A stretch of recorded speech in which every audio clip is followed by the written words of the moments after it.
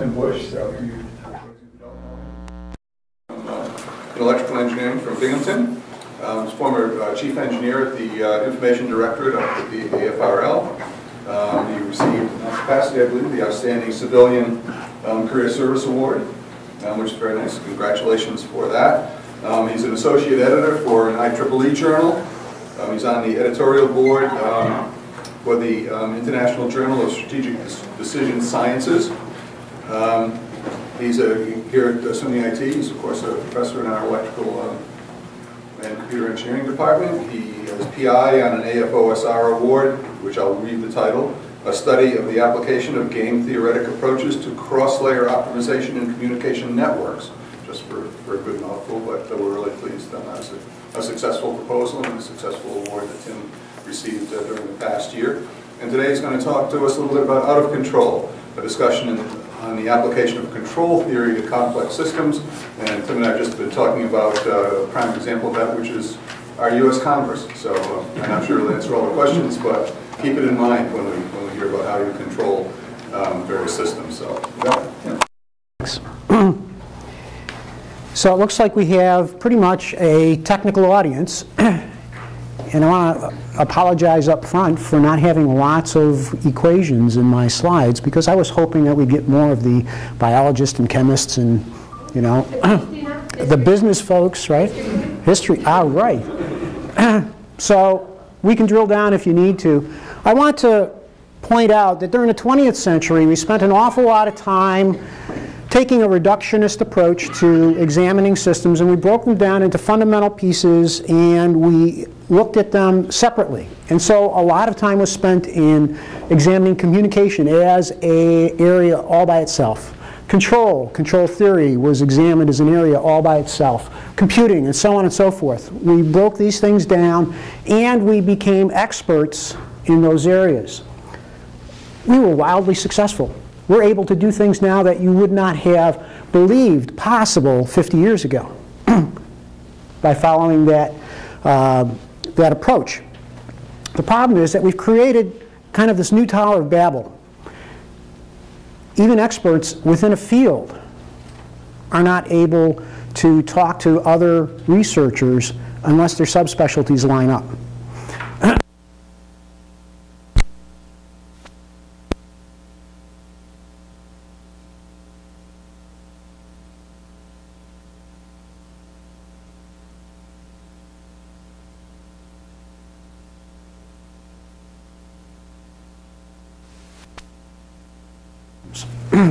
Okay, and increases in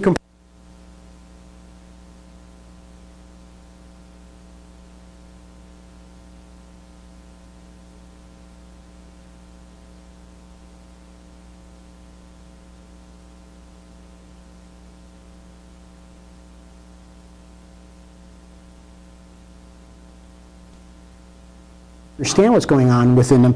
I want to design them. Okay. For this audience, dynamical systems really refers to systems with phenomena that evolve in time. And so the focus of the things that we're going to talk about here are dynamical systems. I will extend that notion of dynamism beyond continuous time or discrete time to events. And so we'll talk a little bit about discrete event systems as well, kind of in the same context that we're talking about dynamical systems. Traditionally, dynamical systems are represented by differential equations or difference equations, and we can use a lot of the same kinds of mathematics for discrete event systems. And so I'm going to lump those in as we go through the discussion. When we talk about these as systems, there's several different things that we might do with the system. We might analyze the system. We might try to model it, understand what's going on inside the system. We might try to understand what the inputs and output relationships are for a system. You know, we'll do some simulations and provide some inputs. We'll look at some outputs. Generally, we like to explore the cultural or the structural relationships. But for the control theorist, the thing that we're most interested in is how do I control the system? How do I make it do what I want it to do? And the presumption is the presumption is that I don't get to do anything with what's inside the box. The system is what it is, and I get to wrap stuff around it to make it perform. So I want to design controllers that operate on the system and make it do what we want it to do. And so we'll talk a little bit about that. Here's some examples of some dynamical systems. We talk about physical systems. You can think about electrical systems, electrical networks as dynamical systems, aeronautical systems, airplanes are mechanical. But the things that we're going to talk about today also apply to social systems, political systems, economic systems. And in fact, control theory is used extensively in economics. A little bit later on, I'll talk about a collaboration that I have with a professor at LaSalle University who's in the School of Management. Right? So it turns out that control theory finds itself in a wide variety of departments across universities. And so you can easily find it in the economics schools. You'll find it in mechanical, electrical, and other engineering disciplines. We're beginning to use control theory in the understanding of cell regulation, what's going on inside the human body, and so on and so forth. And of course, from my perspective, military systems, and we're going to spend a little bit of time talking about some particular military systems. I have a nearly 40-year association with the United States Air Force, and so like it or not, it's kind of who I am, and that's what we're going to talk about. This is a simple closed-loop control system. All right, I want to introduce the notion that I have something that I want to control.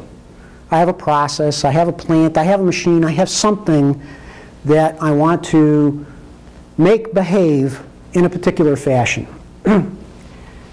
I can build actuators. These are things that are going to move the inputs around, as it were.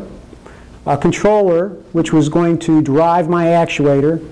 And then on the output of my system, I can take and sense what's going on, and I can compare that to what I wanted to do in the first place. And that produces an error in my system. This is a simple closed-loop control system. And I'm going to talk about control systems in terms of these block diagrams as we go through. So I'm not going to introduce the equations that go with this. I'm just going to refer to these kinds of block diagrams as I go forward in the talk. And by the way, if there's any questions that you have, please don't hesitate to raise them. We were talking just a little bit ago about the national economy or national income. And so here is a block diagram model of the national income. And this is found in our undergraduate text on controls. Right, so this is the first course in controls. We already got them worrying about how to control national income. One of the problems that we have is that there are politicians in Washington who will believe that it's just this simple. Okay? And give me one or two variables, let me turn the knobs on those, and we can make everything okay.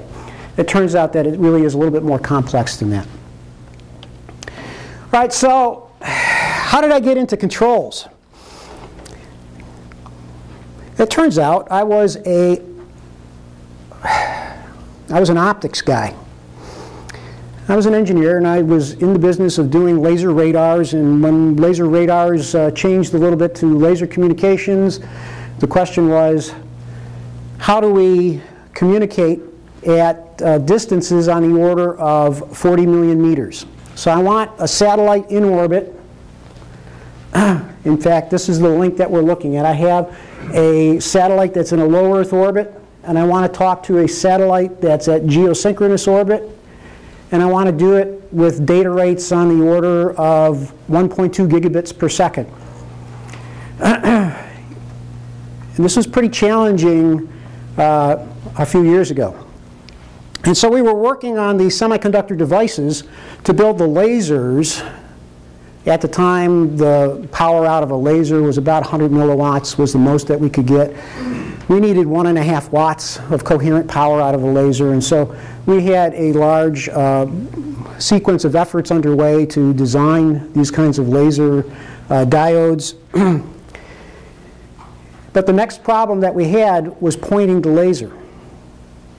So for the size of the optics that we had, the beam that we were going to have was going to be fairly narrow. It was going to be a narrow beam, and so we had to have pointing accuracies on the order of micro arc seconds, really small. And so the physicists at the time, physicists always seem to get involved before the engineers show up, we're designing high bandwidth mirrors. These are mirrors that were moving at kilohertz rates so that they could close the control loop. But it turned out those mirrors were very, very expensive. One mirror was on the order of $800,000, and it was driving the cost, in fact, of the terminal.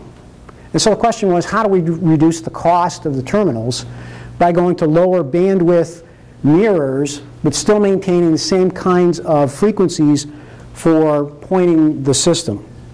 And the answer was the use of model predictive control.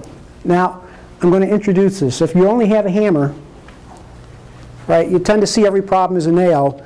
Well, here's my hammer. Model reference or model predictive control. This is the thing that I want to control. This is where I want to ensure that it behaves in a particular fashion. And I take that controller, I design some feedback that's associated with it, or some feed forward. These are control techniques that allow me to modify the inputs to the control plant so that I get the desired output for my system. But in order to design these, I need to know exactly what that controlled plant is going to do. I need to have an exact model of the plant in order to effectively design these pieces. And what's more, if that model changes, if the model that I'm using to design the controller, if the plant itself changes, no longer meets the requirements of that model, and I'm flying this thing out in geosynchronous orbit, I don't have a whole lot of latitude in making changes to the system. So one of the ways that we can address that is by taking a look at a model that has the perfect dynamics. The model is not subject to the environmental variables. The model doesn't change. And I use that model to provide a reference for my system. Now, some of the signal comes from the reference model. It's actually fed back into the control plant. So here I'm exciting both the control system of my real system and my reference model. And then I take a look at the output of both systems, and that generates an error. That error can be used through some adaptation mechanism to actually change the parameters in the controllers. So I can tune the parameters of my controller through the use of that model. It turns out that we were able to successfully demonstrate the use of a piezoelectric mirror, which had a bandwidth of about 200 hertz, and it performed in the same fashion as our 5 kilohertz mirror. And the piezo mirror was, I think it was on the order of $2,000, $2,000, $3,000, so it was significantly cheaper. And so this is the benefit of being able to design a control system for reducing cost, and it would guarantee a long-term performance as the system changed. And yeah? In the example that you're just talking about between the mirrors, the $800,000 one versus the $2,000 to $3,000, the cheaper one performed as well. Were there any drawbacks associated with using the cheaper one? Was there a cost that was incurred? Besides the complexity of the model as opposed to what you're using before? There wasn't a cost incurred. Well, the cost that was incurred, it turned out in our particular case, was the space qualification. So taking and qualifying for space flight, piezo transducers turned out to be a challenging thing. Right? Yeah. So you're talking about an adaptive optics system? This wasn't adaptive optics. Really, if you could think about a mirror that's moving on 2 axes, right? That's all we're doing is pointing. You're just pointing. We're just pointing, Okay. right? It turns out that the satellites are subject to vibrations on orbit, and so they're jittering around. And the amount of jitter of the satellite was significant when you're looking 40 million meters away. And I got this little pencil-thin beam of light, and it's moving around. And I want to communicate at a data rate of 1.2 gigabits. If I miss my target for even a millisecond, right, I've lost an awful lot of data. Even a geosynchronous satellite moves within about a 90-mile box. They move around physically, and as the solar panels rotate, right, those clicks that move, and the panels actually flap with different thermal loads on the systems, it causes these vibrations to be transmitted to the system. Now, traditionally we put shock absorbers, if you will. I mean, they're low frequency damping sorts of things, and so the low frequency stuff could be taken care of through mechanical systems, but the high frequency stuff typically was not addressed. And usually it was something in the kilohertz range that we were trying to dampen out. Which is why we needed the higher bandwidth mirrors. You know, typical rules of thumb in control systems say that you want your loop to be 5 times the value. So I need a 5 kilohertz bandwidth in order to close a 1 kilohertz loop. This is really a traditional application of control theory to an engineering problem. So I finished that up. I got my PhD. Life was grand. I went back to the lab, and they said, well, we're not going to do laser communication anymore. And so now I've got this hammer, and the question is, what are the nails that I can hit with it? And so we're going to take a look at joint air operations. Right? This is not your traditional engineered system.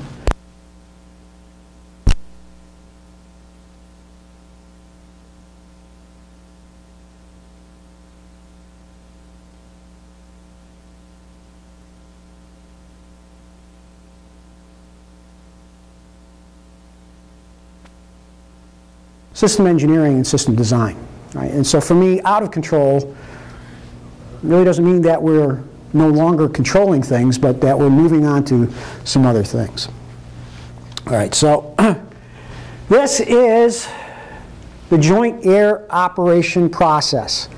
So imagine on day 1 of the war, we're going to fly 3,000 sorties, thereabouts, okay? And I need to make a plan for that. We start out 72 hours prior to the time that we're going to execute the set of orders. Strategy and guidance folks get together. They determine what the strategy is going to be. These are discussions that they have. They begin through that process by planning. There's a cell called the guidance and apportionment cell. These are primarily people who are sitting around a table, okay, and making decisions about how much air power is going to be used in a particular region, how much are we going to let the Navy take care of, how much is the Army going to take care of, and what's the guidance that we're going to provide to those forces to execute what's going on. Okay, so that process takes a few hours, and we're working through in terms of hours. Once the guidance and apportionment occurs, we send that off to a master air attack planning cell. So they've got to figure out what the master plan is going to be. Once the master plan is approved, it moves down to what's called the air tasking order process. The air tasking order you can think of as a spreadsheet that just has a line of tasks. Right? Do 1, do 2, do 3, do 4. You have to do that by this amount of time. So your airplane takes off at such and such a time. It does whatever it's going to do at some other time, and it's going to land at still another time. Now keep in mind that I want to synchronize lots of airplanes. Right? We gain lots of effect if we're able to time things appropriately. And so the timing is now. This process continues into actually tasking. I got to take this thing now, I've got to parse it up, I got to send it out to the units that are going to be executing it. They've got to take that, and then they do their detailed mission plans for where they're going and what they're going to do and who's going to do it. And then we come to day of execution. I begin at 12 o'clock at night, starting with line 1, and I just kind of work my way through, and the folks do what it was that we said to do. So it takes 72 hours to make that plan. Right, this is 3 days, and so at any one time there's actually 3 plans going on simultaneously. So I have 3 plans that are constantly being put together. Now at the time that we started working on this, it took 1,200 people to do this process. And the plan exists. Now keep in mind that we are controlling airspaces. We're saying where airplanes can fly and where they can't fly. Now in a war zone, being told where you can't fly is really kind of important because if you fly there, we shoot you down. Good guy or bad guy. Right? We try not to do that. But you know, the notion is we told you not to be there. And so controlling the airspace is an important element that goes into this. And it took a lot of people. There's a huge footprint that was associated with this process. And it had to be moved into a theater. And there was lots and lots of equipment that went along with it, which had mean time between failures, it seemed like, on the order of hours. Right? The databases would get corrupted. The comm links would go down. There was a lot of problems that were associated with the systems. And the question was, what can you do to make the system more efficient and more effective? Well, first thing we do, as we always do, is we try to model the system. And so we came up with a mathematical representation of joint air operations. Along this side of the chart, you'll see there's hybrid state models. So we have some continuous activity going on. We have some discrete variables that are associated with the system. We have some disturbances that are characterized as events. And so we're trying to mix now both continuous, discrete, and discrete event systems. We're dealing with deterministic events, stochastic events. Right? There's things that are outside our control. They happen with some probability.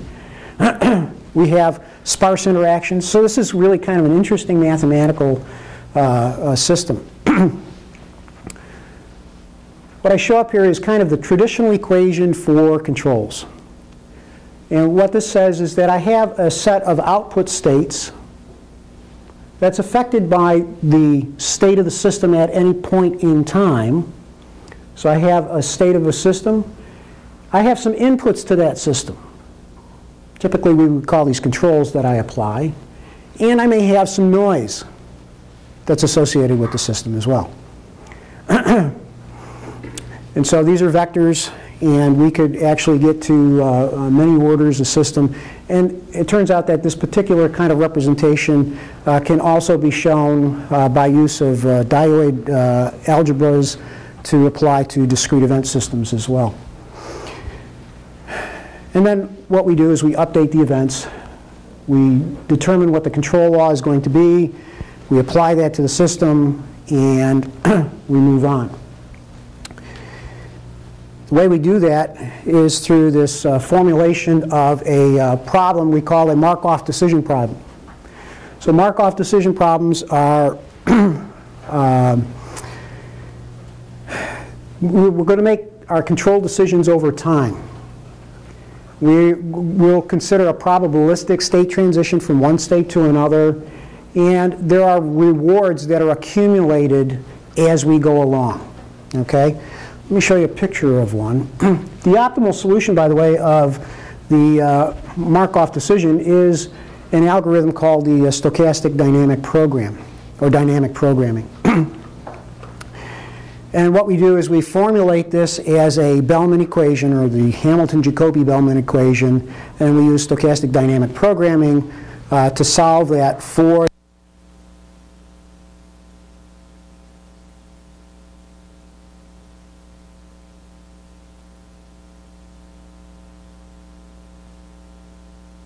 I have a decision of control, or I'm in a I'm in a state X, I have a decision as to what control I want to apply. Based on that control, I have some probability of going from this state to another state. Okay? And it's going to cost me this amount to go from here to here. Right? This is one state formulation for the Markov process. When I get to the next state,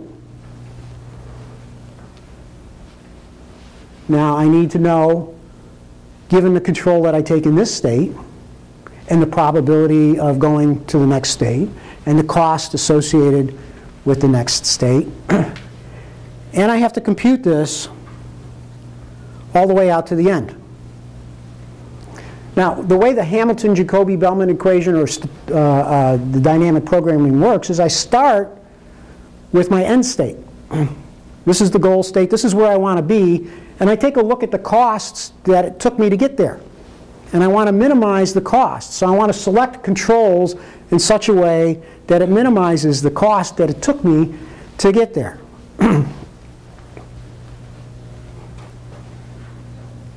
And so that's what this says. Right? In stochastic dynamic programming, I have a control that's chosen each time. I have some transition probabilities. I have a cost that's incurred. The policy is the rule that says when you're in this state, here's how you choose the control that you're going to use. All right? This is the optimal control. Pick that one. Okay? And then we can take and we can formulate the Hamilton-Jacobi-Bellman equation. I'm sorry, it's tough to see there. It really is this kind of summation.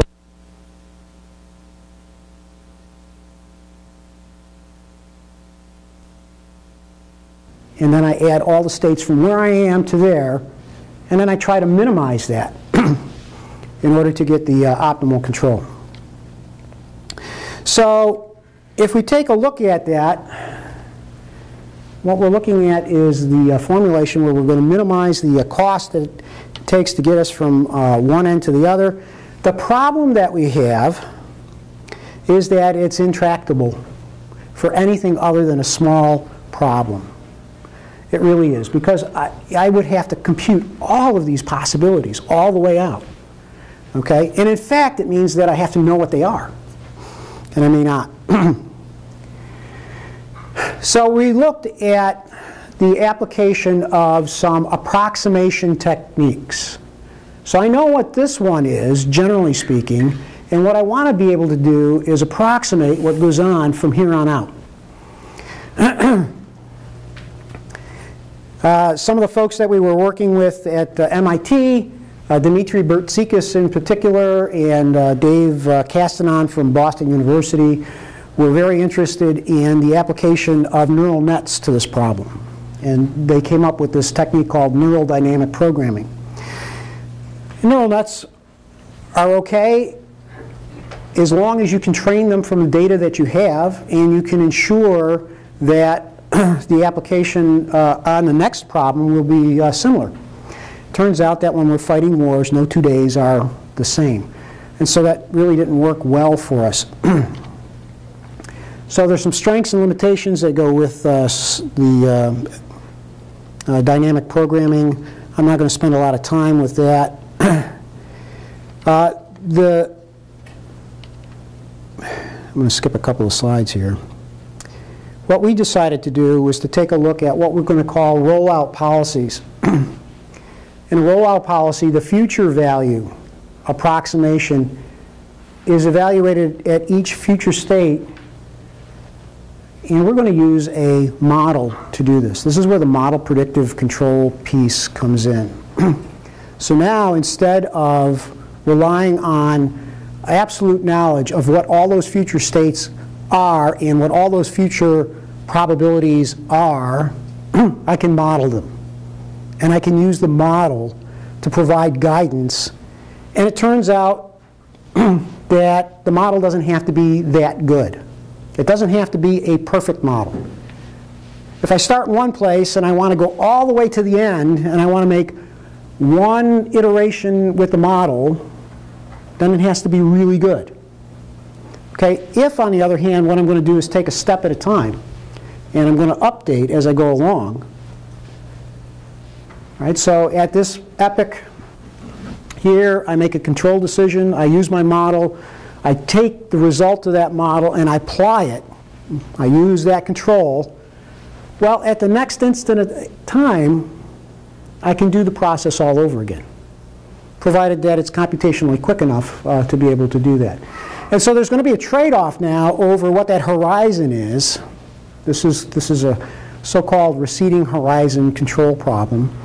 How long a horizon can I make a prediction over versus the accuracy of my model. So the more accurate the model is, the longer I can make predictions over, the fewer times I have to go through the computational cycle. If I have a cheap or lousy model, then I just have to iterate a lot more quickly. You can think about taking your car from the parking lot and driving home, right? So you want to automate that process. Well, you could get your inertial navigation system, you can get the geodetic surveyor out to find out exactly where you are on the face of the planet, and then you could calculate all of the turns that you have to make to home and precisely measure those distances.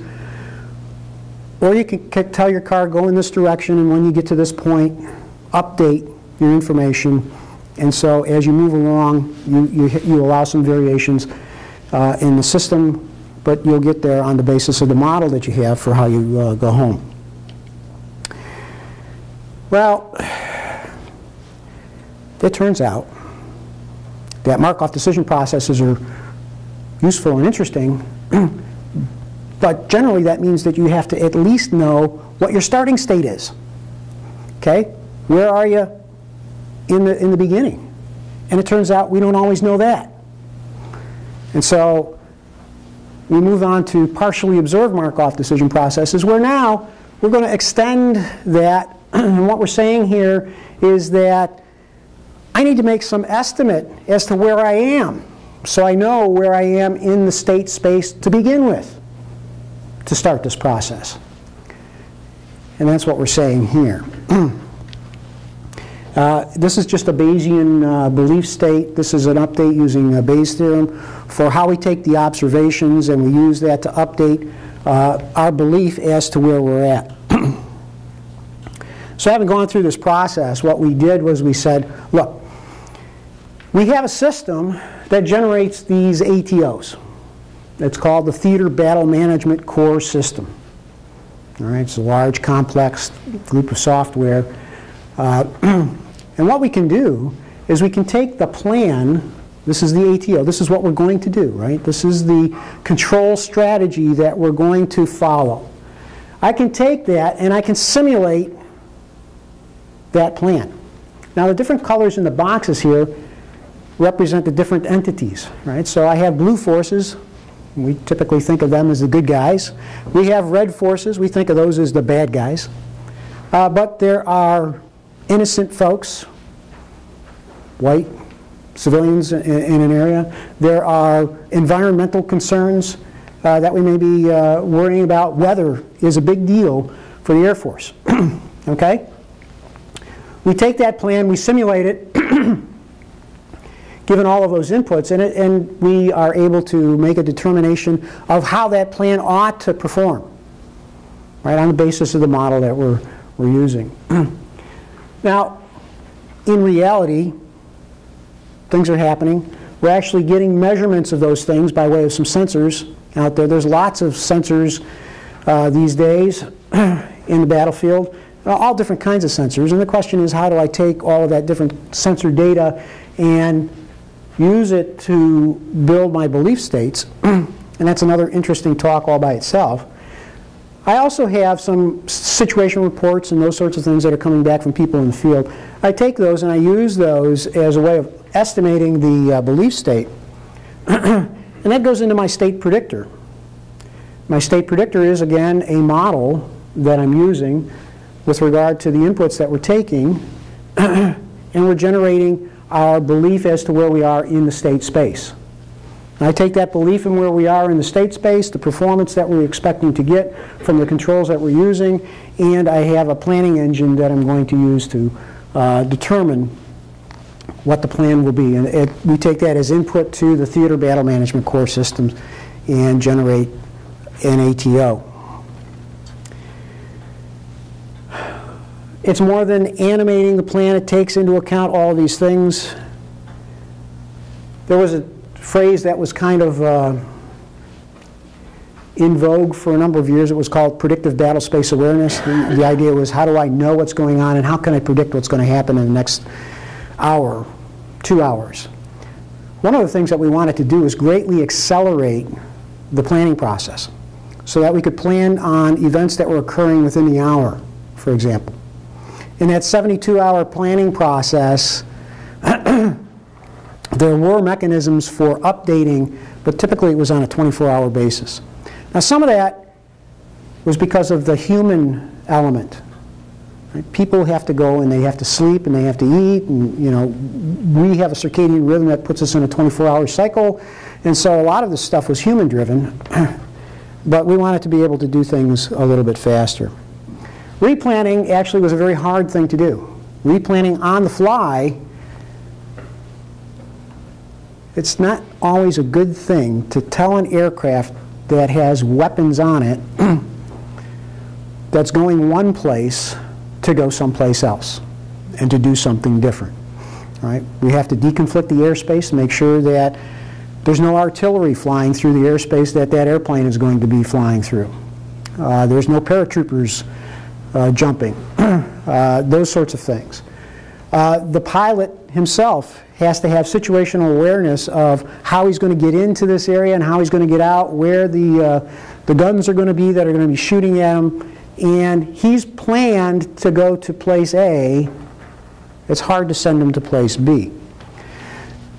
And so if we could come up with a way of automating the replanning process, dynamically replan, we could consider actually sending pilots out to rally points. The Air Force calls them combat air patrols, right? You put him on station someplace, and then he can be directed from there to a variety of different places. It shortens the chain of events. So that was the use of model predictive control for kind of a very different environment, the generation of air tasking orders. I want to jump now to the problem that we have in design of some of these systems is that we want them to be robust, meaning we want them to be able to deal with perturbations to the system. We want to be able to deal with variations in the components of the system. But at the same time, we want them to be resilient. Turns out we've got really good metrics for robustness. The field of robust control is about 20 years old. Folks have been working very hard at that. There's lots of good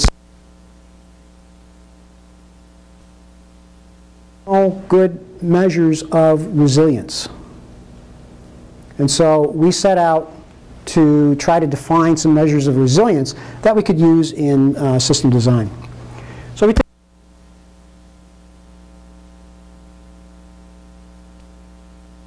routing my information around. I have a series of systems or services. This you might think about as the TBMCS, or the core system, and then I have a whole bunch of operations or activities that are going on at the top level, and I want to coordinate all of these things. I want to coordinate the activities that are going on. Of interest as well is what happens when we have these kinds of cyber events. We have attacks to the system.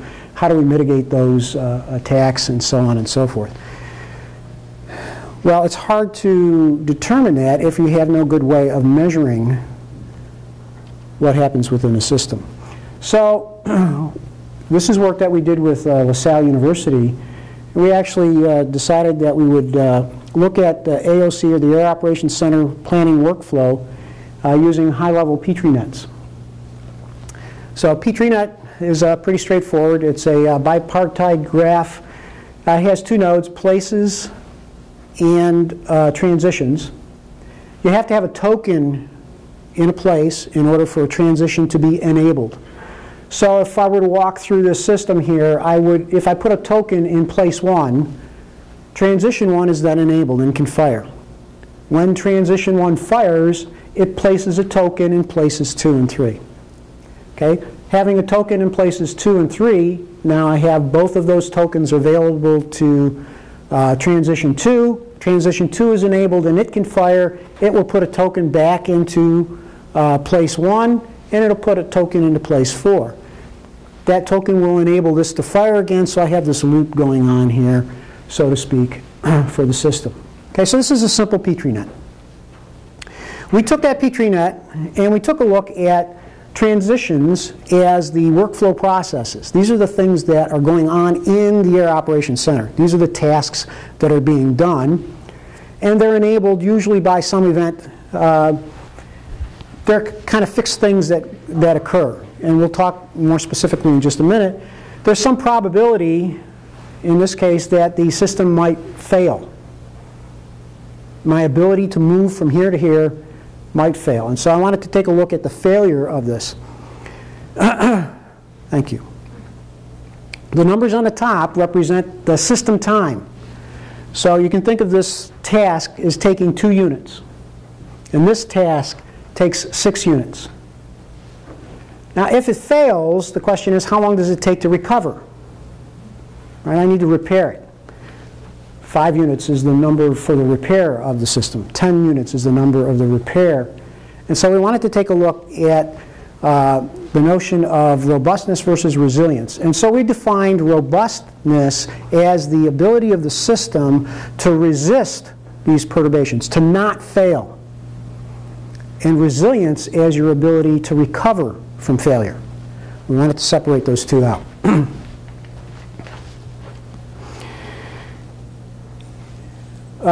We went through and we took a look at things like optimistic, pessimistic numbers, most likely breakages.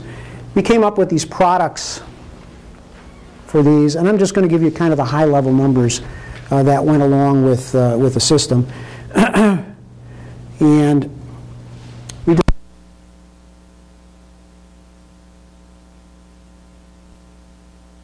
looked at the time that it takes to go from end to end, source to goal, through the system. This is the best time that I can do. Okay? This is the worst time that I can do. Minus whatever the probability is that the whole system is incapacitated. Can't do anything. Okay? This number will range from -1 to 1, where the case is that this is the best that I can do, and I have no probability of failure. This will be a 1. Where this goes to, where the worst goes to infinity, this term will go to 0, and the probability can go to -1. If the probability of failure is certain, it's 1, and so the system goes to -1. So I have this span of -1 to 1 in terms of the robustness of the system. And like I say, there's more that gets involved in the determination of these system times and repair times. And here I have a definition for resilience that says, well, look, if I have a particular system time and I have some repair time that it takes for the system, I end up with this notion of resilience, right, where repair time is infinitely greater than the system time. Right, I can't repair the system, right, or to one where the system time is infinitely greater than the repair time. The system will stay up. And we defined this plane that says, well, look, I'm going to be looking at robustness along this axis, resiliency along this axis. I have a series of quadrants. These make sense to the business guys. You know, I talked with Majid Tavana, my co-PI on this, and I would have called them differently, but he was pretty insistent. So we left it with restoration and possession. I'm not sure from a business sense why that's meaningful. But for me, the place that you really want to be is kind of up here, right? I want to be really, really resilient, and I want to be really, really robust, okay? But I make trade-offs in my system. So we took a look at, again, the AOC planning process. I will not spend any time on the details here, but we created a PetriNet of that system. and we're taking a look, and you'll see the AOD is the air order directive. So once the commander issues his directive, that starts.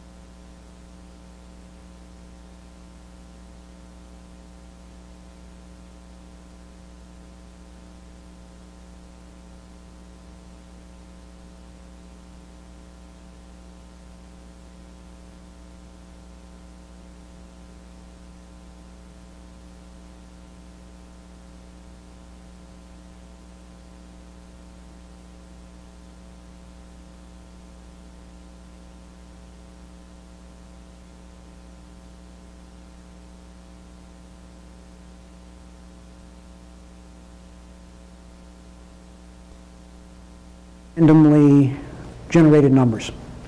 I don't think the Air Force would let me come out here and talk to you about where we actually had failures and failure data. So these are examples in terms of the numbers. And just the chart of the case study data. And then we took a look and said, what happens if we put backup into the system? It actually cost me something, right? I could put redundancy everywhere.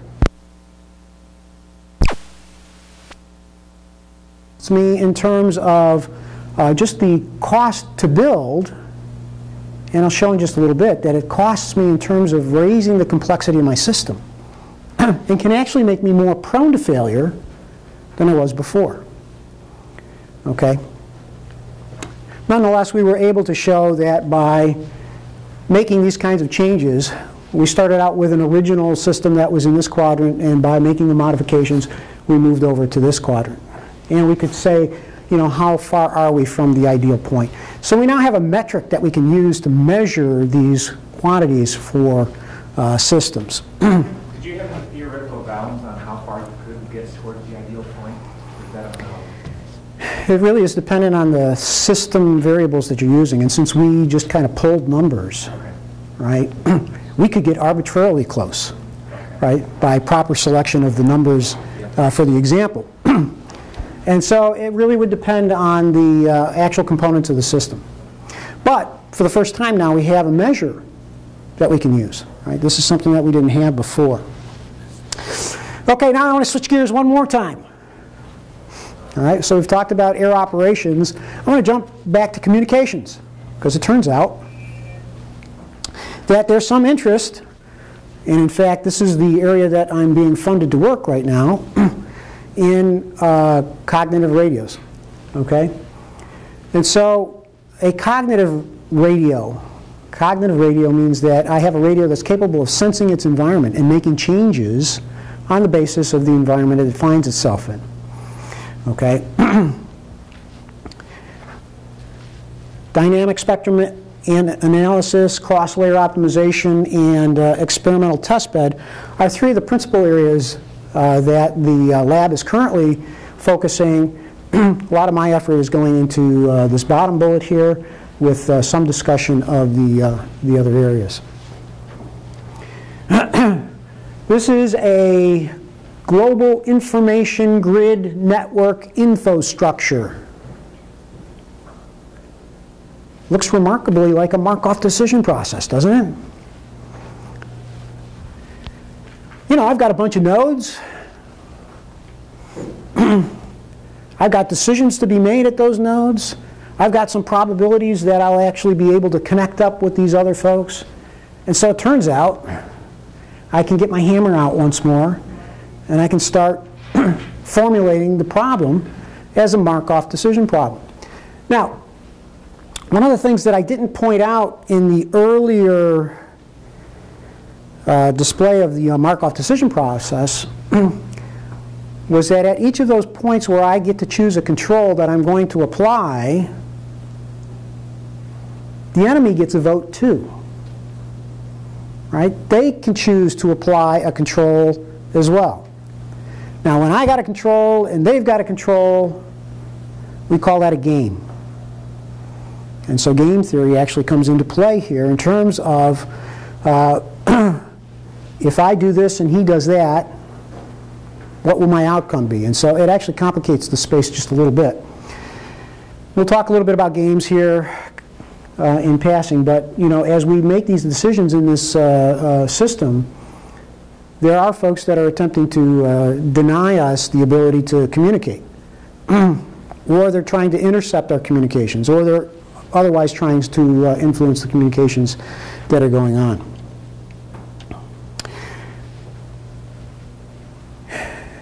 The military environment that we work in is distinctly different than the commercial communications environment. All right? Typically, your cell phone has fixed towers, right? There's a fixed infrastructure. Verizon is busy out there improving the infrastructure all the time. It gets better and better over time. The networks are pre-configured. These aren't changing constantly. They're not that dynamic. We have tall, fixed antenna towers. I mean, it's really kind of a good environment for us to be operating in. In most of the world, it turns out, fixed commercial infrastructure. If you were to go to Mumbai, you would have good infrastructure, right? Works well. We go to places that are less habitable traditionally. We're coming in and don't have access to that infrastructure. We have to bring everything with us. And so these networks are going to be established in a short period of time. They're going to be changed. Protect our information, sometimes to much higher levels than you and I on a normal daily basis. And we have to be able to withstand the jamming of our radio systems, and we don't want necessarily people listening in on our conversations. So we want to have systems that have low probability of detection for a variety of reasons. And so into this, we have some technical challenges. Interoperability among multiple diverse systems. We've got a lot of different kinds of systems that you saw in the picture. Generally speaking, the system is bad. Okay? Now, one of the ways that we can deal with that is to take a look at the layers of the OSI protocol stack. So what we've done is we've taken this kind of complicated communication space and we've broken it down into individual layers. We've clearly defined what the interfaces are of the layers, and we allow people to design within their layer, as long as they meet the specifications of the interface. Right? We don't have to pay close attention to what they're doing. Right? What that has led to is really kind of these fixed approaches. So I'll design my application layer, my HTML or my SMTP, these kind of protocols that exist at the application layer, and they never change. They don't have to change. Right? One of the things that we're interested in is how do I optimize across these layers? So I know that I have a lousy physical environment. So instead of having reliabilities that are associated with a fiber cable with error rates on the order of 10 to the minus 12, I've got a system that's going to give me 10 to the minus 2 bit errors. That means every 1 in every 100 bits is going to be an error. Well, if I've got a perfect system, I don't have to worry too much about how I do my channel coding. If I've got a really noisy system, well, then coding becomes really important to me. If my system is changing over time, I would like to be able to change those other values as well. And so that's what cross-layer optimization is about, being able to change those values based on the circumstances. For us right now, the decision space that we're looking at has to do with the power of the radio output, the frequency that we're selecting, and so ostensibly, we're looking at the spaces in the frequency space that are not occupied by other folks. So I have a spectrum that's available, and the spectrum is split up and it's agreed to by international treaty. There's a lot of work that goes into it. You know, remember we were talking about this airspace control order where, you know, you can't just drive through. Well, this is the same sort of thing, right? I can't just go and take bandwidth. But if I'm in a position where nobody's using it, well, you know, maybe I can squat in that area for a little while, right? And when the primary user comes up, you know, I'll vacate. I'll move someplace else. And you can think of television stations. And I don't know if there's a channel 3 or channel 4, channel 5, channel 6. Pick a channel that we don't have in this region, but the spectrum is still allocated for that channel, right? And it's designated for television, but it's going unused. And so cognitive radios allows us to sense that spectrum, and we can make a determination as to whether the primary user, the guy who's paying for it, is using it. If not, we'll squat. Okay? So we want to be frequency agile and be able to move around. We have choices of modulation format, channel coding, source coding, routing, and those sorts of things. One algorithm that we're looking at is called the ROSA algorithm for routing dynamic spectrum allocation. This is an algorithm that was developed by the University of Buffalo and Dr. Medley. And we asked the question as to, can we take this algorithm and simulate it? Remember, I want to be able to do some model predictive stuff here, and I want to look at some game theory pieces. And actually, we started with one of our seniors last year, and in an independent study, we got him going in taking the paper and translating that into an operational simulation using a program called OMNet. In the ROSA decision-making process here, we are looking at what's the next hop. Where's the next place I want to go with my signal, right? So we're going to get a complete list of neighbors. These are the people who are one hop away.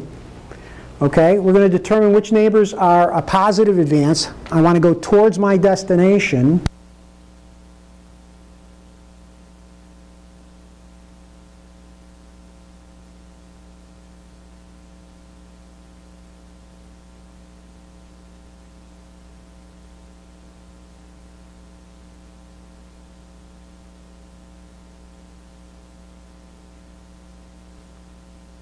Select the next hop based on the maximized utility. This is the utility function that I'm dealing with. There's a lot that goes into the calculation of the signal interference noise ratio, and this is my differential backlog. The one thing that they presume is that everybody's going to play fair, right? Everybody's agreed that differential backlog will be the thing, and I will accurately report my differential backlog. I'm not going to cheat because I need more bandwidth or think I need more bandwidth in the system. And so we could actually extend this formulation to a game where it may be in my best interest to cheat all of you and try to gobble up as much bandwidth as possible. The downside of that is, well, the rest of the community could cut me off and not forward my packets. This is one of the things that we're thinking about in terms of the formulation. The way we exercise control here is through the contention window. So a larger or smaller contention window will determine whether you get a shot at sending your data or not through the system. Some of you may have had Ulysses Lee as a student. Ulysses is the student that was actually doing, it still is, actually he was hired by the lab and he continues to work on this. He built this simulation scenario based on the ROSA paper and has shown a great deal of progress with that. And I'm not going to spend much time on this. This is a little bit about the simulation. Now we're going to take that here, and my senior design class is actually going to build a wireless network laboratory here at SUNY IT. Now for them, I wanted the challenge to be a little bit greater. And so for them, they have a Parrot UAV that has a little video camera on it. This is a quad rotor flying thing, has a video camera, and they're going to take that and they're going to take the video and they're going to transmit it through a second flying aircraft, which is going to be a relay, much like we saw on the global grid. It's going to be a network point, and there's going to be 3 base stations that are associated with this. And so we have a small network that allows them to look at those parameters that we're building in simulation right now for ROSA to start with, and then game theory and other things as we move along. We're actually in the process of negotiating with the Air Force Research Laboratory under an educational partnership agreement to get the hardware here. They have some excess hardware. We have an agreement with the program manager. We're working through the formalities now in order to get that stuff here. And so this translates into the education that we're doing here as well. Some revelations to me. Turns out that systems evolve, right? So my focus has been on controls and controlling systems, but they evolve for lots of different reasons. Budget pressures is a big one. Bill and I were talking a little bit about the different budget pressures that we're under and how it affects the behavior of places like universities and Air Force bases and so on and so forth. These systems don't exist on their own. They typically are part of ecosystems. We often don't have the luxury anymore of independently designing a system from scratch. What's more, the environment's rapidly changing, and so we need to make changes in how we design and implement systems. We're going to talk a little bit about what a complex system is. And actually, I think I want to jump over a couple of things here. Right? So this is a system whose structure and behavior is not deducible or may not be inferred from the subcomponents alone, right? So the whole is greater than the sum of its parts is a complex system. Characteristics by the presence of independent agents which introduce changes. There's things that are exogenous to the system that may change what's going on within the system. And it turns out that many of the systems that we deal with are complex. There's a couple of views of complexity, or 3 views here.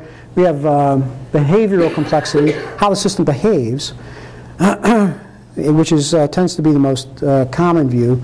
If we were to look at things like self-organized criticality as a measure of complexity of the system, this is a behavioral look at complexity. More interesting is the interface or the structural complexity of a system, in particular when it comes time to designing a system. Right? Those are things that I really would like to know a little bit more about when I want to design a system. Could you say a few more words about how you measure structural complexity? What is the interface called? So this is a complexity with the interface. All right. So if in my previous slide where I was talking about the OSI protocol layer, one of the ways that we reduce the complexity of the system is to break it down into some parts, and then we define some interfaces. And I can have simple interfaces, or I can have complex interfaces that are associated with the system. Roger, your question again? Well, this may slide me dealing with it. I'd like some discussion of how you measure structural complexity. Yeah, so structural complexity, one measure is K-complexity, the Kolmogorov complexity, where we look at the number of elements that we have and what's the fewest number of elements that we have to accomplish the function that we're set out to do. Right? The fewer things it takes me to do something, the less complex my system is. Right? That's K-complexity that we're looking at. Right? Are the elements changeable? Are the elements all uniform? No, they don't have to be uniform. They can be changeable. So if I put 2 elements together, instead of n, I've now got n minus 1 elements. Is it less complex?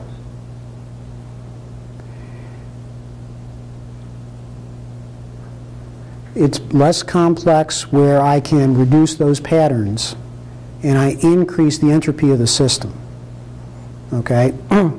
So where there's redundancies and where there's overlapping functions, as I remove those and squeeze those out of the system, and I'm still able to accomplish what the system was charted to do, I've reduced the complexity of the system.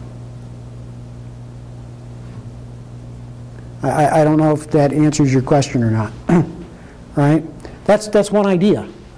This is actually an area of active research in terms of on the front end. Now, it's not that I want to understand the system, but I want to design it. Right? Right now, we're taking these kinds of tools and we're applying them to things like the internet.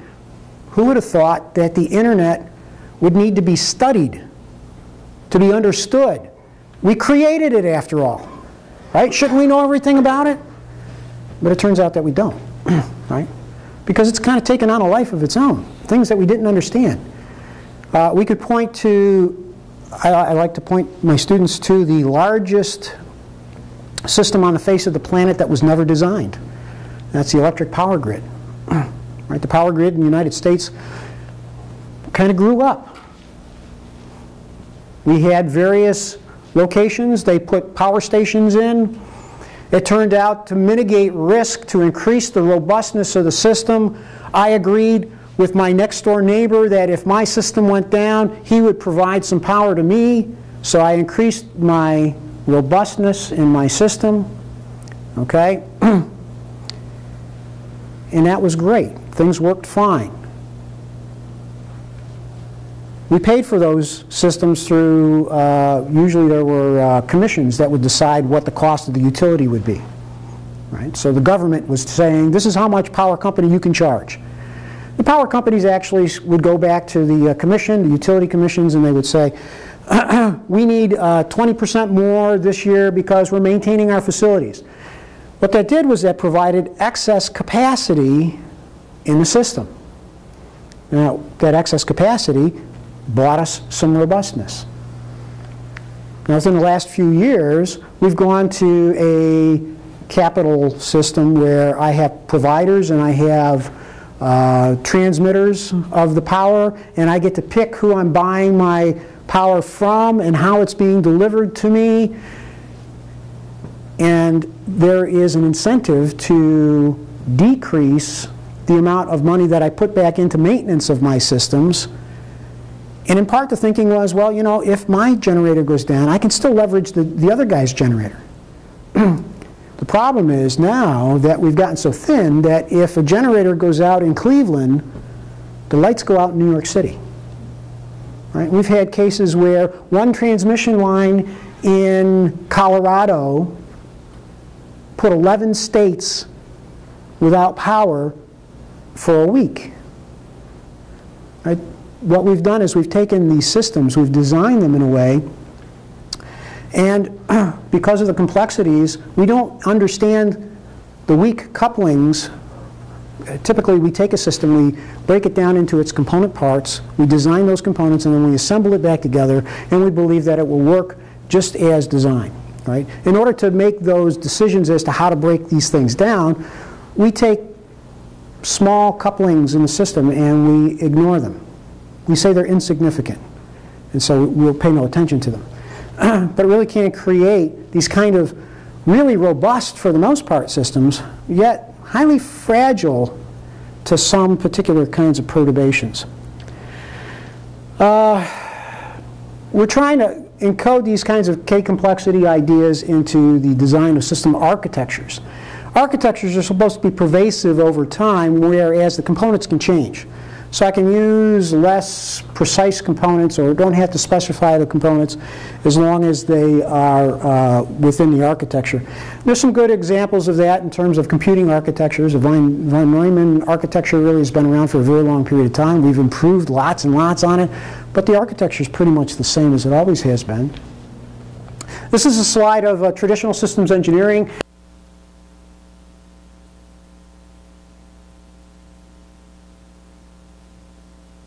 Me a system, okay? we'll try to come up with some concept of operations, and that will drive some system level requirements. We'll refine that down to a design. We'll actually make a detailed design. We'll go off and we'll build the system, and then we'll start testing. Now this process takes a while, okay?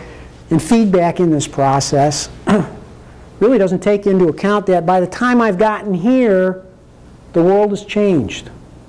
It's no longer the way it was. Oh, by the way, my system is so complex to begin with that I can't be sure it's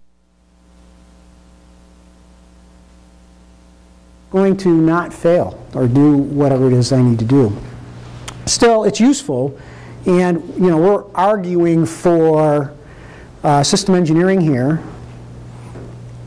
Now, MIT has moved to engineered systems, right? So they actually do system engineering and the study of engineered systems. Here's my nail again. Right? Well, we can take a model-based approach to this.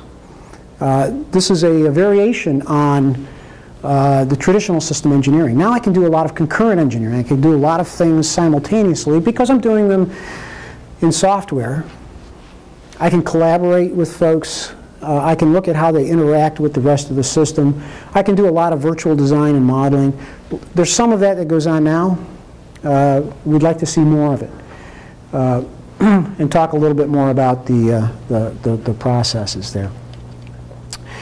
One more thing before we get off the stage. I've already alluded to this. You know, if we talk about robust yet fragile systems, as we add more and more robustness to our systems, we prolong their life and they work well, but when they fail catastrophically.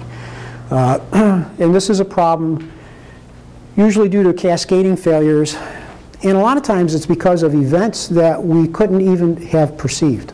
Right? These are things that weren't in our consideration when we were designing the system.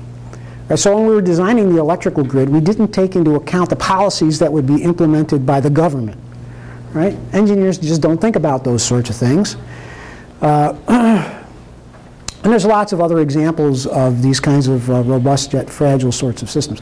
Turns out they're not just in engineered systems, although that's the one that we're concerned with because we get to design those.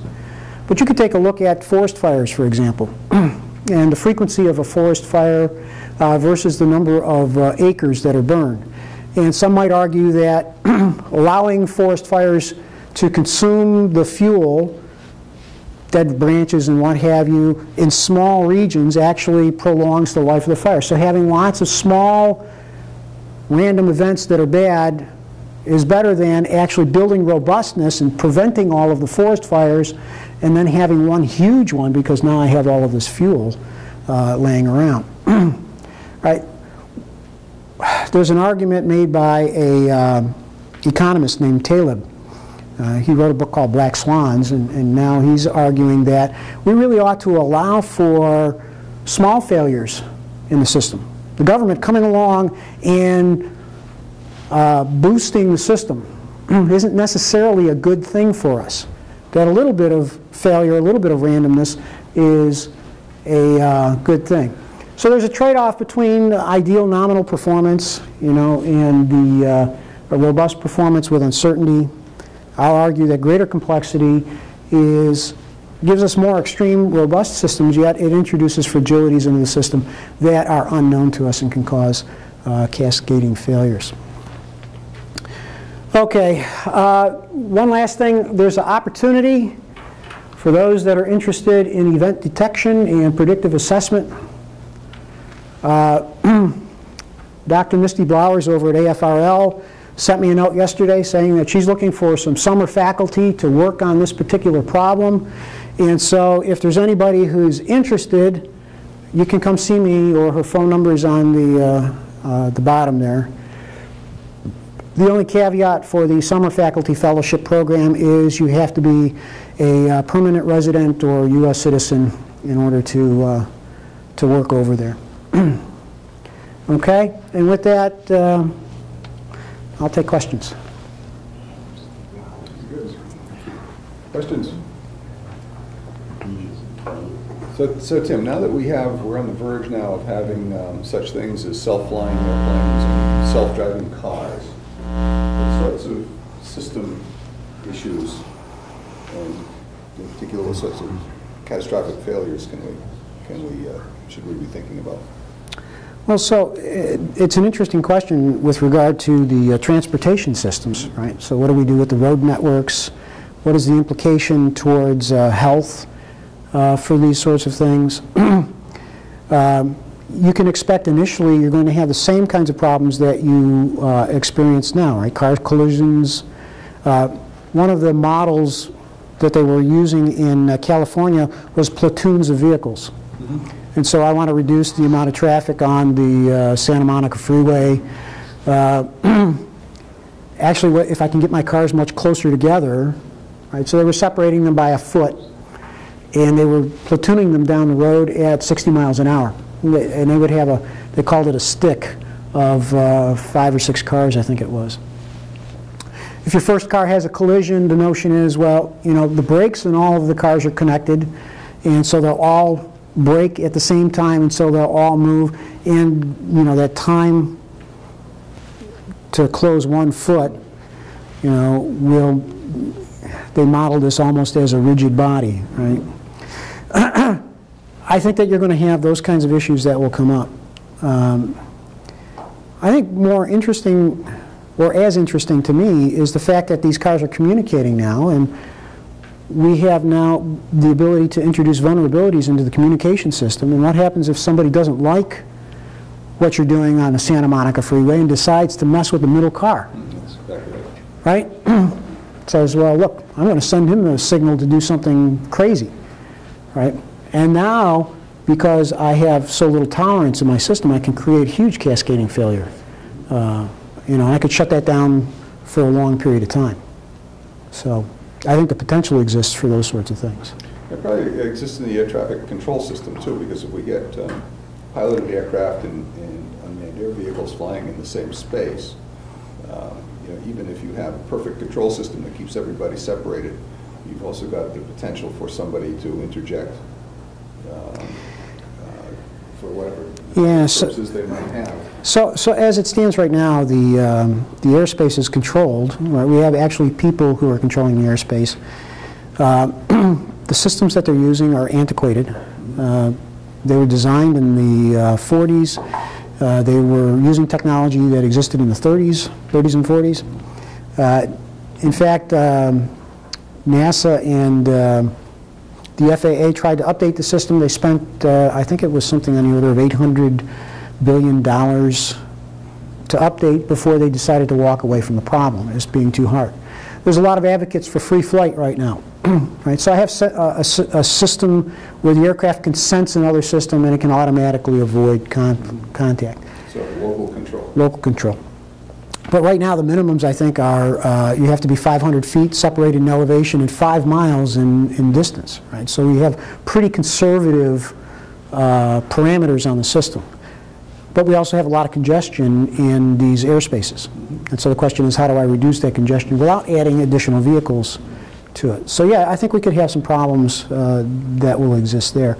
And typically what we do is we implement the system, we find the problems now, and then we bolt something on to fix that problem. We've increased the complexity of the system, we've fixed the problems that we know about, and we've created problems that we don't even begin to understand, right, as the system evolves.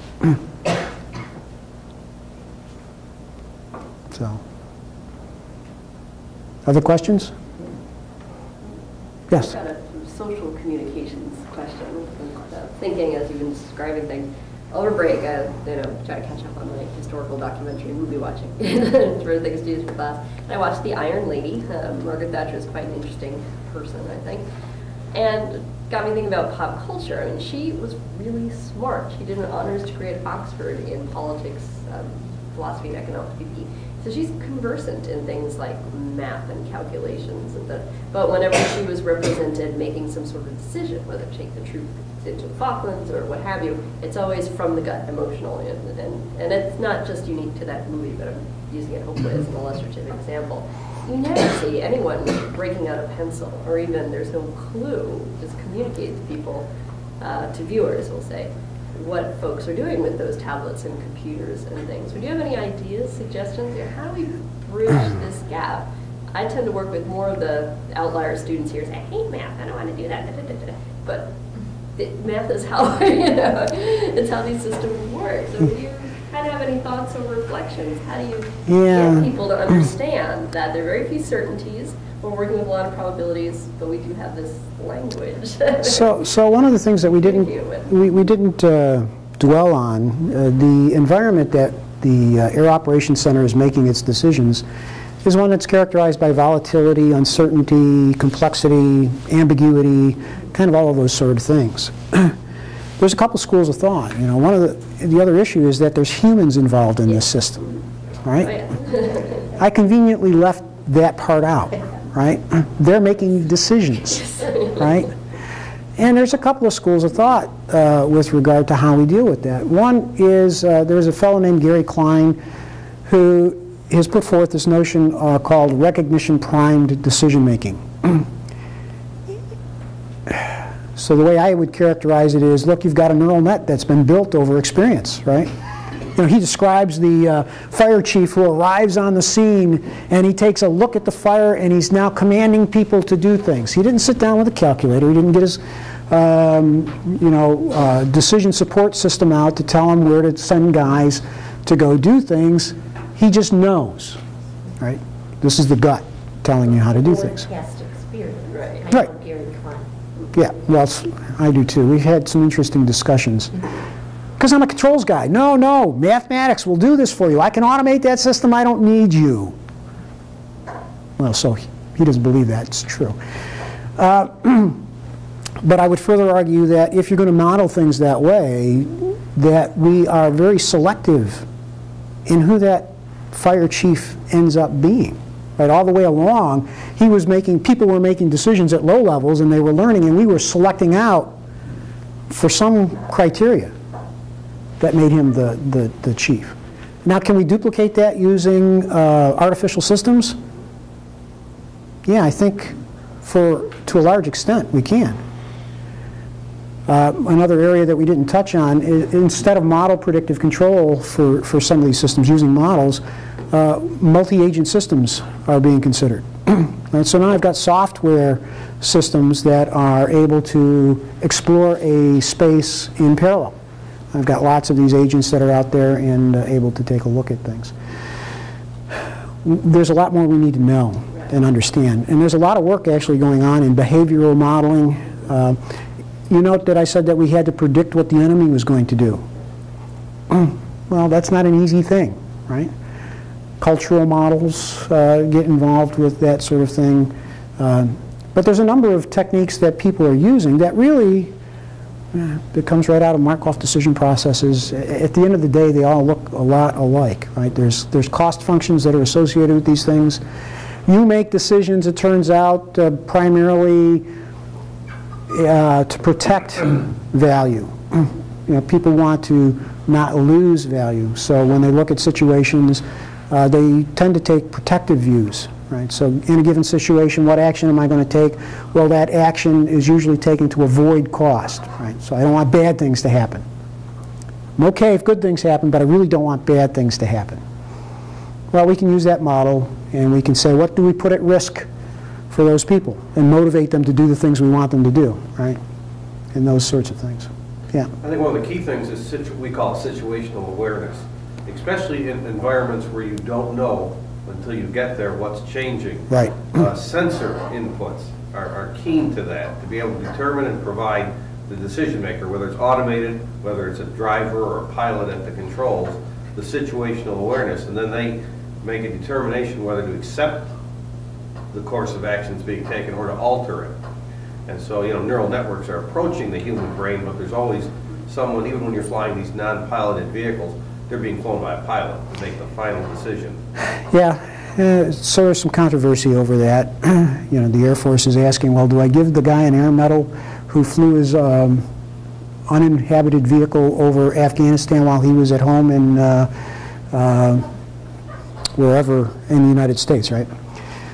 But that aside, the human dimension is really an important one. One of the things that I cut out of the presentation, because it was way too long already, was mixed initiative control. And so I've got humans and control systems that have to interface.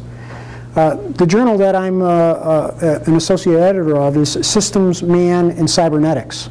Right, so how do I bring all these pieces together to operate? So it's a really good question. I mean, Honeywell has a great cartoon. Honeywell makes autopilot systems for airplanes. And the cartoon shows the pilot sitting in the pilot seat and a dog sitting in the co-pilot seat. And so the caption says, what's the dog for? Well, the pilot is supposed to turn on the autopilot system, and the dog is supposed to bite him if he tries to touch anything else. Right? So once you've put it on autopilot, don't touch it. There are certainly incidents out there where the autopilot system has really kind of decoupled the pilot from situation awareness of what's going on with his aircraft.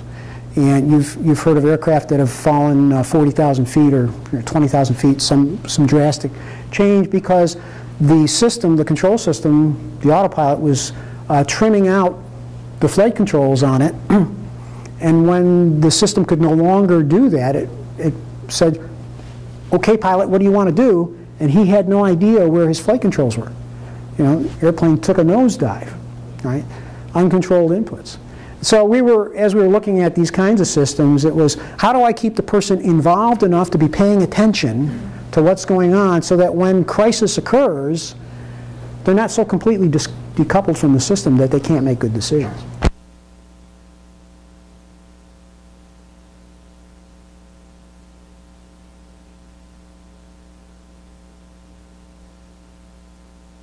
But the interesting question is this one that came up back here, and that is, you know, how do you, you've got this notion of, you know, my gut tells me to do something, which is, after all, you know, sort of a combination of your mode of thought and all your past experiences right. and whatnot. And, you know, some people develop, you know, an acute sense of, you know, what needs to be done here. I think your example, your fire chief, is a good one. But, you know, as you know, for a lot of reasons, we can, or at least we think we can make better decisions if we have better data to guide those decisions. Yeah, yeah. So the problem with the fire chief is, I mean, under the circumstances, it's just really hard to get any useful information to that fire chief in that moment. But in many other decision processes, you have access to data. And I think the fire chief example is good, or the hierarchical example is good, because frequently people would make really good decisions. They're pretty far up the chain, but you can work your way down into, you know, municipal governments and small companies. You know, and typically many of these organizations make bad decisions. Yep, yep. And you know, so because they don't have the experience, they don't have the right mode of thought, and they don't have the training to be able to do that. But the question is, you know, as a society, can we operate better if we can digest and if we can present and if we can utilize data more effectively? So you got kind of that paralysis of analysis, right? Mm-hmm. It says I got more data than I can possibly swallow, and I'm going to spend a lot of time trying to analyze it so I do the right thing. As opposed to, let's just do something. You know, this is a receding horizon control problem, right? Let's just do something, even if it's not the best thing, and we'll see what the outcome is, and then at the next step, we'll evaluate the system again, and we'll do it again, right? This is, you know, so from my perspective, yeah, we'll just update as we go along, right? The other thing is that we are really subtly beginning to hide complexity. You know, so if you take a look at your iPhone or your you know, your device that you have in your hand, it's pretty simple, right? It doesn't take a whole lot of instruction in how to use it or what have you, but it's terribly complex underneath. You know, earlier on I talked about these towers of Babel that we're building up. There's a perception that it's simple, but it's not. You know, and we kind of convey this, and societally, I think, you know, you talk about Congress and their few knobs that they want to twiddle. It's because we've had intellectuals who have come along and said, well, it's really simple. It comes down to this, right? Predicated on whatever their model is, for the system, and the whole complexity of that goes away, right? That's what we were talking about earlier. We were having a conversation about Congress and the economy and the state of the United States. I mean, the one party that thinks that all you do is turn this knob to reduce taxes, and all you do is turn this, the other party thinks all you do is turn that knob to increase expenditure, and they both think they're right, and they both think if we just did what they want to do, it would work. And the fact of the matter is that the system that needs to be controlled is hugely complex compared to that. Yeah. And, you know, in reality, neither one of those approaches will work. Yeah, so the question comes down to what abstractions do we use to process the data to arrive at decisions? And who makes the decisions? Because there's another human factor here, and that is that most people can't manage that much complexity. That's the issue. Right. As a matter of fact, I mean, the developmental psychologists have done a lot. The cognitive developmental psychologists have done a great deal of research in this area, and only, at best, 30% of the population is capable of this kind of complexity. That's incredible. Actually, that's interesting to know, because, I was thinking about exactly that point. You know, people that say they don't like mathematics or they can't handle complexity or something like that, you might take them at face value. But on the other hand, they're capable of doing really complex things like driving a car, and they do it reasonably well. Or they can do video games just beautifully.